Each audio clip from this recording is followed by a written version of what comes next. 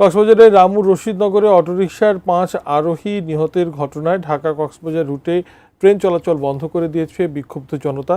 ঘটনাস্থল থেকে বিস্তারিত জানিয়েছেন প্রতিনিধি অর্পণ বড়ুয়া।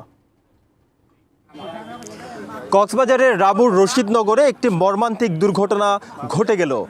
আজকে দুপুর 1:15টার সময় কক্সবাজারের রামুর যে রশিদনগরের ধলিছড়া এলাকা আছে, এই এলাকায়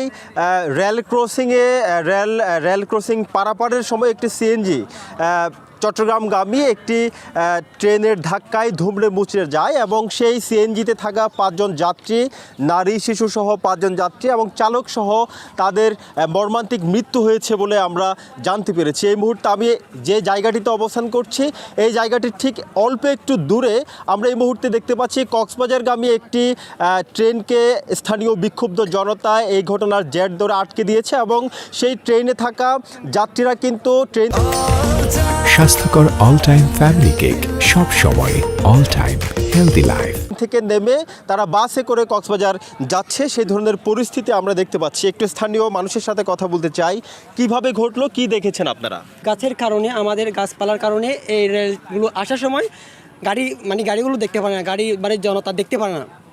তো এখন হচ্ছে আমাদের অনেক দাবি আছে, দাবিগুলো মানতে হবে। আর হচ্ছে আমাদের এই গাছপালাগুলো ছেড়ে দিতে হবে এবং গাছপালাগুলো কেটে ফেলতে হবে। যদি গাছপালা না কেটে তাহলে আরও সামনে। আপনারা বলতে চাচ্ছেন যে এই যে রেল লাইন দেখতে পাচ্ছি আমরা, রেল লাইনের দুই পাশে কিন্তু অনেকগুলো গাছ দেখা যাচ্ছে, অর্থাৎ দূর থেকে যদি কক্সবাজার থেকে ছেড়ে আসে ট্রেন, তবে পার্শ্ববর্তী যে রুট, এই যে রেল ক্রসিং পার্শ্ববর্তী রুট হয়ে যে ছোটোখাটো গাড়িগুলো চলাচল করে রেল লাইনের উপর দিয়ে, এই গাড়িগুলো থেকে আসলে চালকরা ট্রেন দেখতে পান না, যার কারণে দুর্ঘটনাগুলো ঘটছে বলে স্থানীয় বিক্ষুব্ধ জনতারা তারা দাবি করছেন।